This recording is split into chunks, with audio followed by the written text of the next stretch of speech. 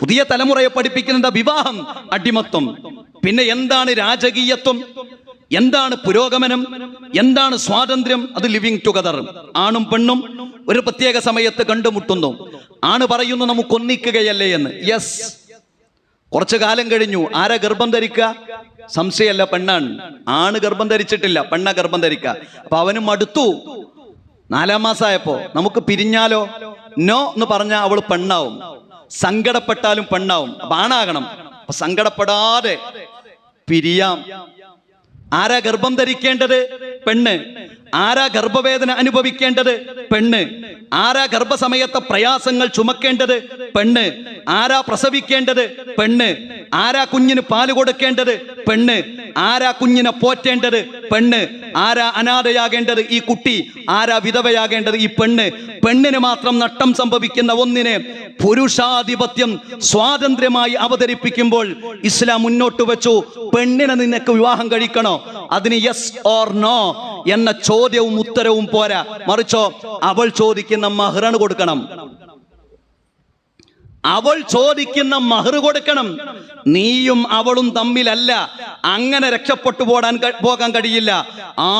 ആണും തമ്മിൽ പെണ്ണിന്റെ വലിയിൽ നിന്ന് മഹർ കൊടുത്ത് നീ അവളെ സ്വീകരിക്കണം. സാക്ഷി വേണം, ആളുകൾ അറിയണം, നീ അവളെ സംരക്ഷിക്കണം.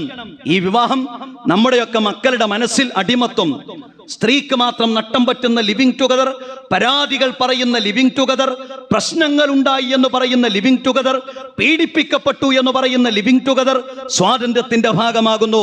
ഇസ്ലാം മാന്യമായ വിവാഹ വ്യവസ്ഥ അവിടെ വെച്ചു. നിങ്ങൾ ഒറ്റപ്പെടരുത്. ലാ യഖ്ലൂന റജുലുൻ ബിഇംറാത്തിൻ ഇല്ലാ മഅദി മഹ്റം. മഹ്റമില്ലാതെ ഒരു സ്ത്രീ ഒറ്റപ്പെടരുത്. കോള് വന്നു, ഇങ്ങോട്ടൊന്ന് വരണം, ഹോട്ടലിലേക്കൊന്നു വരണം, റൂമിലേക്കൊന്നു വരണം. സർ, ആരാണ് ഇവിടെയുള്ളത്? ഞാൻ മാത്രമേ ഉള്ളൂ. എങ്കിൽ ഞാൻ എൻ്റെ സഹോദരനെയും കൊണ്ടുവരാം എന്നൊരു മുസ്ലിം പറയണം. കാരണം മഹറമില്ലാതെ ഒരു പുരുഷനും സ്ത്രീയും ഒറ്റപ്പെടാൻ പാടില്ല. അപ്പൊ ചോദ്യം, ഒറ്റപ്പെട്ട എന്താ? ആകാശം പൊളിഞ്ഞു വീഴോ? നമ്മുടെ കുട്ടികളുടെ ചോദ്യം. പടം നിയമമുണ്ട്, നമുക്ക് നിയമമുണ്ട്. അല്ലാഹുവിന്റെ റസൂൽ പറഞ്ഞാൽ ഖൽവത്തു ബൈന റജുലി വൽ മർഅ, ഒരു സ്ത്രീയും പുരുഷനും ഒറ്റപ്പെട്ടാൽ പിന്നെ അവിടെ സംഭവിക്കുക പിശാചാണ് മൂന്നാമനായി വന്നത്. സുരക്ഷിതത്വം പറഞ്ഞു ഒറ്റപ്പെടരുത്. ഒറ്റപ്പെടരുത് എന്ന് പറയുമ്പോൾ ഞങ്ങൾക്ക് ഒറ്റപ്പെടാൻ പറ്റൂലല്ലേ, ഞങ്ങൾക്കൊരു സ്വാതന്ത്ര്യമില്ലല്ലേ? എന്താ ഞങ്ങൾക്കൊന്ന് ഒറ്റപ്പെട്ട? കുഴപ്പമൊന്നുമില്ല, പരാതികളുടെ പടക്കങ്ങൾ ഇങ്ങനെ വരും. അപ്പോൾ ഇസ്ലാം സ്ത്രീക്ക് അവിടെ സുരക്ഷിതത്വം നൽകി. വലാ തഖ്ലഅന ബിൽ ഖൗലി, നിങ്ങൾ കൊഞ്ചിക്കുടഞ്ഞ് പുരുഷന്മാരോട് സംസാരിക്കരുത്. കാരണം രോഗമുള്ള പുരുഷന്മാരുടെ മനസ്സിൽ രോഗമുണ്ടാകും. നിങ്ങൾ മാന്യമായി സംസാരിച്ചോ, മാന്യമായി പുരുഷന്മാരോട് സംസാരിച്ചോ, മാന്യമായി ആരാധനകളിൽ പങ്കെടുത്തോ, വിദ്യാഭ്യാസ സ്ഥാപനങ്ങളിൽ പോയിക്കോ, ജോലിക്ക് പോയിക്കോ, ഭരണരംഗം കൈകാര്യം ചെയ്തോ. പക്ഷെ മാന്യത നിങ്ങളുടെ ജീവിതത്തിൽ ഉണ്ടാകണം, അല്ലെങ്കിൽ ചൂഷണങ്ങൾക്ക് നിങ്ങൾ വിധേയമാകേണ്ടി വരും എന്നതാണ്. അതാണ് ഇസ്ലാമിന്റെ സുരക്ഷ. ലാ യഹില്ലു ലി ഇംറഅത്തിൻ അൻ തുസാഫിറ ഇല്ലാ വമഅഹാ ദൂ മഹ്റമിൻ മിൻഹാ. ഒരു രാത്രിയും പകലും നീണ്ടു നിൽക്കുന്ന ഒരു യാത്ര, അവളുടെ കൂടെ മഹ്റം ഉണ്ടാകണം. ആരാ മഹ്റം? മഹ്റം 3 രൂപത്തിലാണ്. ഒന്ന് വിവാഹബന്ധം, ഒന്ന് കുടുംബ ബന്ധം, ഒന്ന് മുലകുടി ബന്ധം. ഇവ 2 കാര്യങ്ങളെ നമ്മുടെ നാട്ടിൽ സ്വാഭാവികമായി സംഭവിക്കൂ.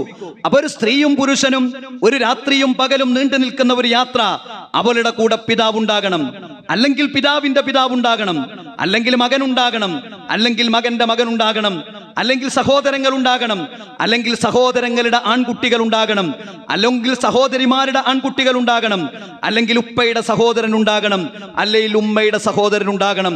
ഇവർക്ക് വിവാഹം കഴിക്കാൻ പറ്റൂല പരസ്പരം. ഇതാണ് മഹ്റം എന്ന് പറഞ്ഞ.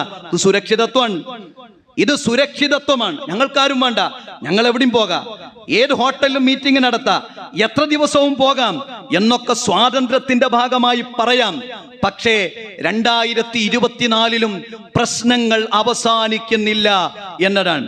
വിവാഹങ്ങളിലൂടെയുള്ളതോ ഭർത്താവിന്റെ ഉപ്പ, ഭർത്താവ് ആദ്യം വിവാഹം കഴിച്ചിട്ടുണ്ടെങ്കിൽ അതിലെ മക്കൾ, ഭർത്താവ് വേറെ വിവാഹം കഴിച്ചിട്ടുണ്ടെങ്കിൽ ഉമ്മയുടെ ഭർത്താവ്, അതുപോലെ തന്നെ മകളുടെ ഭർത്താവ്. ഇതാണ് മഹ്റം എന്ന് പറഞ്ഞാൽ. ഇസ്ലാം ഇതൊക്കെ സുരക്ഷിതത്വമാക്കി. ഇനി പ്രശ്നങ്ങളില്ലാത്ത തീർത്തും സുരക്ഷിതത്വമായ യാത്രയാണ് എന്നതുകൊണ്ടാണ് ഹജ്ജിനും ഉംറക്കും മഹറമില്ലാതെ ഇപ്പോൾ യാത്ര പോകുന്നത്. ഞാൻ സൂചിപ്പിച്ചത് ഇസ്ലാം മുന്നോട്ട് വെക്കുന്ന സ്ത്രീ സുരക്ഷിതത്വത്തിന്റെ ചില സന്ദേശങ്ങളുണ്ട്. അത് നമ്മുടെ പെൺകുട്ടികൾക്ക് നമ്മൾ പറഞ്ഞു കൊടുക്കണം.